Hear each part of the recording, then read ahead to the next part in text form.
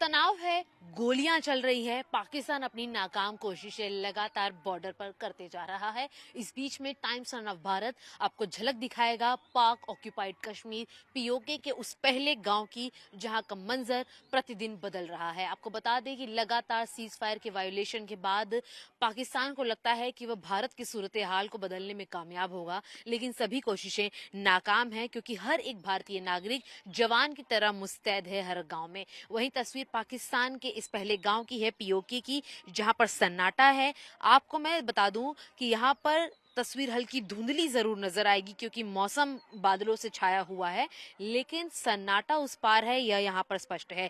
लगातार देर रात पाकिस्तान इन्हीं बॉर्डरों के करीब से भारतीय बॉर्डर के नजदीक बसे हुए गांव में रहवासियों के ऊपर, हमारे जवानों के ऊपर गोलीबारी कर रहे हैं, लेकिन फिर भी पाकिस्तान को सबक सिखाने का काम भारतीय सेना लगातार करती नजर आ रही है। आपको बता दें कि हर रोज गोलियों की बौछार हो रही है, जिसकी वजह से एलओसी के उस पार भी जो पाकिस्तानी रह रहे हैं वो खुद भी दहशत में रह रहे हैं, क्योंकि भारतीय सेना भी उन्हें करारा जवाब दे रही है। पाकिस्तान खामोश इसलिए है क्योंकि वह जानता है कि भारत आज का ऐसा भारत है जिससे अगर वो छेड़ेंगे तो वह उन्हें छोड़ेगा नहीं, और इसीलिए इस भारत से डरना बेहद जरूरी है, जिसके साथ पूरी दुनिया खड़ी है। आपको बता दें कि भारत के जो मित्र देश हैं उनके साथ साथ हर कोई इस जंगे ऐलान जिसे पाकिस्तान छेड़ रहा है उससे पाकिस्तान को चेतावनी दे रहे हैं कि उन्हें बचने की कोशिश करनी चाहिए। इस पूरे मामले को शांति प्रिय तरीके से उन पाकिस्तानी आतंकवादियों को पकड़ाकर भारत की मदद करनी चाहिए पाकिस्तान को, जिन्होंने पहलगाम में मासूम भारतीयों की जान ली है। बता दें कि इस पहली गांव की तस्वीर इसलिए भी महत्वपूर्ण है क्योंकि इन दोनों गांव जो पाकिस्तान और भारत की सीमा के इस पार और उस पार हैं, यहां पर लगातार उन गोलियों के निशान लोगों ने देखे हैं, महसूस किए हैं, लोगों ने अपनी जानें गंवाई हैं, क्योंकि लगातार पाकिस्तान हर देर रात और शाम में यहाँ पर फायरिंग करता है। फायरिंग के राउंड्स लोगों को सुनाई देते हैं।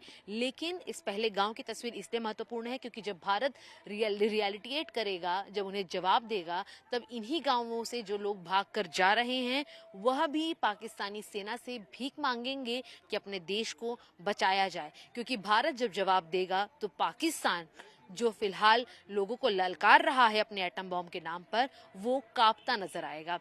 फिलहाल तस्वीर भारत के पहले गांव से पीओके के पहले गांव की हमने आपको दिखाई है, और इसी तरीके से हर एक रिपोर्ट आप तक पहुंचाएंगे, जिससे कि यह पता चल सके पाकिस्तान को कि भारतीय सेना हर जगह पर मौजूद है और हर भारतीय नागरिक सेना का ही हिस्सा है।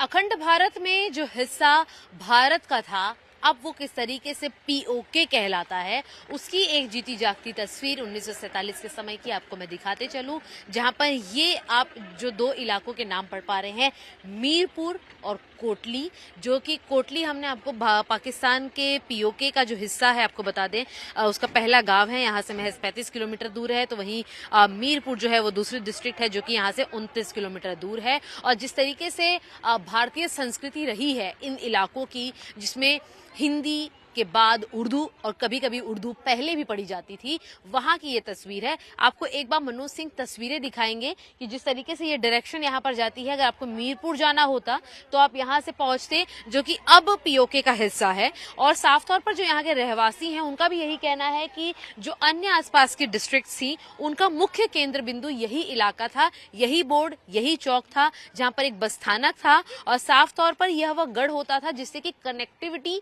जुड़ती थी। लेकिन अब बॉर्डर है, अब फेंसिंग है और अब तनाव भी है, और इसी वजह से यह पुरानी तस्वीरों को जिंदा रखने वाला एक वो ऐसा बोर्ड आप समझ सकते हैं जो कि कहानी बताता है कि 1947 में क्या कुछ बीती, क्या कुछ गुजरा। लेकिन सीधी तस्वीर यही है कि अब ये हिस्से पीओके के अंतर्गत आते हैं, और यहाँ पर जो रहवासी हैं उनका भी यही कहना है कि जो अब हालात पाकिस्तान द्वारा खड़े किए जा रहे हैं उसमें भारत को आर और पार के बीच में एक मत चुनना चाहिए, क्योंकि साफ तौर पर ये जो निशान भविष्य के अंदर आगे काले धब्बों के तौर पर नजर आएंगे वो सुनहरे रूप में नए भारत को दिखने चाहिए। मनोज सिंह के साथ शिवानी मिश्रा, टाइम्स ऑफ भारत के लिए।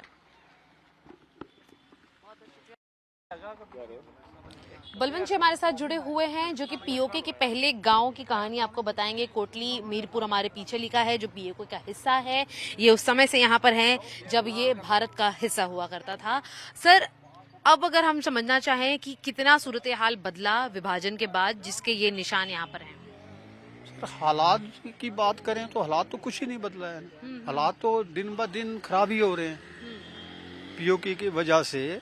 जो पीओके हमारा जो पाकिस्तान के पास है उसकी वजह से हालात जो दिन ब दिन आप देख रहे हैं कश्मीर में क्या हुआ है, तो वजह तो वही है। हालात तो दिन ब दिन खराब ही हो रहे हैं, ठीक होने वाली तो बात ही नहीं है। पहले ये पूरा इलाका कैसा था सर? ये पहले पूरा इलाका बहुत मतलब अमन शांत लोग थे, यहाँ के पीसफुल रहते थे लोग यहाँ, और बहुत अच्छे ढंग से लोग रहते थे, बड़े हलाक से रहते थे एक दूसरे के साथ। तो जहाँ आप खड़े हैं, जहाँ से मेरी आप बात ले रहे हो, ये मैं यहाँ का बशिंदा हूँ, मरूसी हूँ यहाँ का। मेरे बाप दादा यहाँ ही पैदा हुए हैं। हाँ। तो जैसे मैंने आपको पहले बताया कि ये मीरपुर हो गया यहाँ से 35 किलोमीटर और 29 किलो हो गया। ठीक है। हाँ। तो ये पूरा इलाका बस स्थानक हुआ करता था? पाकिस्तान का नहीं था पूरा, नहीं, मैं कह रही हूँ पूरा बस स्टॉप हुआ पूरा करता बसता था, पूरा बसता। इससे आगे जो फैंक्स के आगे जो कितना एरिया हमारा जो बंजर पड़ा हुआ अभी, वो भी पूरा बसता था। अच्छा, अब बहुत ये इलाके जो आप हाँ, यहाँ ये जो तस्वीरों में फेंस है देख रहे हैं ना, फेंसिंग के हाँ। पीछे जो अब फिलहाल खाली हैं मैदानों की तरह, हाँ। ये एक तरीके का व्यापारिक स्पॉट हम कह सकते थे कि दुकानें वुकानें हाँ लगी। बिल्कुल, पूरा ये बसता था। इससे पीछे बहुत बस्ती थी, अच्छा, इससे इधर भी और इस साइड भी, दोनों साइड में पूरा बस्ती थी ये। ठीक है। तो जब ये 47 का शोर हुआ तो लोग वहां से क्लोज हुए। उसके बाद जब 65 का हुआ उस टाइम और ज्यादा क्लोज हो गए। अब जो यहाँ के रहने वाले लोग हैं, इनकी जो आधी से ज्यादा जमीनें हैं वो अभी फैंक्स के उस पार पड़ी हैं। पीओके साइड हाँ, पीओके साइड में, पीओके में नहीं है वो हमारे अंतर्गत है लेकिन दूर है। हाँ, दूर है वो, क्योंकि आगे फैंक्स लगी हुई है, कुछ जमीनों में मैन लगे हुए हैं। अच्छा, तो वो इलाका जो डिस्टर्ब पड़ा हुआ है, ऐसे डिस्टर्ब पड़ा हुआ है।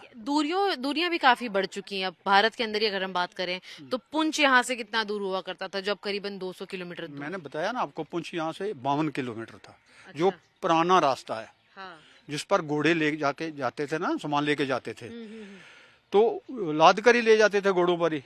तो गाड़ियां तो उस टाइम पहाड़ी इलाके में तो चलती नहीं थी। ठीक है। तो उस लिहाज से मैं आपको बता रहा हूँ 52 किलोमीटर है शॉर्ट रास्ता, जो हमारे पीओके में पड़ गया, आधा बीच में आ गया ना पीओके। हाँ, हाँ, ठीक है, हाँ, ठीक है। तो एक जन और भी हमारे साथ हैं।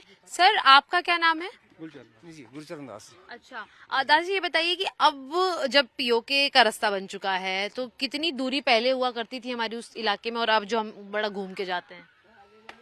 मैम जो ये थैंक यू जो आपने टाइम दिया। ये जो दूरी है ये बहुत कम हुई है।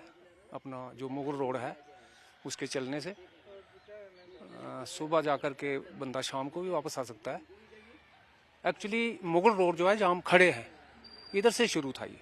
अच्छा, इसको आगे रजौरी से कट करके ऊपर लिया है। जो पीछे वाला इलाका ये हमारा इधर से जा रहा है, लाम, लड़ोका, पुखनी वगैरह, मुगल रोड एक्चुअली ये है।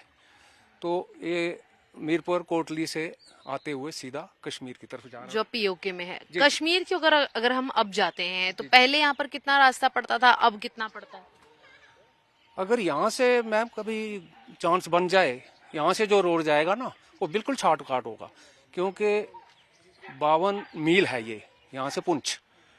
तो पुंछ से फिर आगे अगर मुगल रोड को पकड़ के जाएंगे हम तो और भी शॉर्ट हो जाएगा। पहले लोग कहते हैं कि महज 100 किलोमीटर के आसपास कश्मीर पड़ता था। जी जी जी और अब कितना पड़ता है? 300-400 किलोमीटर। जी। अच्छा, हाँ, तो जो ये अपना मुगल रोड जो खुला है वो तो जो अपना बनहाल से काफी ज्यादा शॉर्ट हो गया है। ठीक है। तो देखिए, मैं ये पॉइंट आपको इसलिए बता रही हूँ यहाँ पर क्योंकि जिस तरीके से हमने बुजुर्गों से बात की उससे ये स्पष्ट है कि पुंछ जो अब भारत के अंदर 200 किलोमीटर हम लंबी यात्रा करके जाते हैं वो महज 52 किलोमीटर की दूरी पे था। कश्मीर जो कि 400 किलोमीटर से ज्यादा की दूरी पर है अब, वो यहाँ से महज 100-102 किलोमीटर दूर था।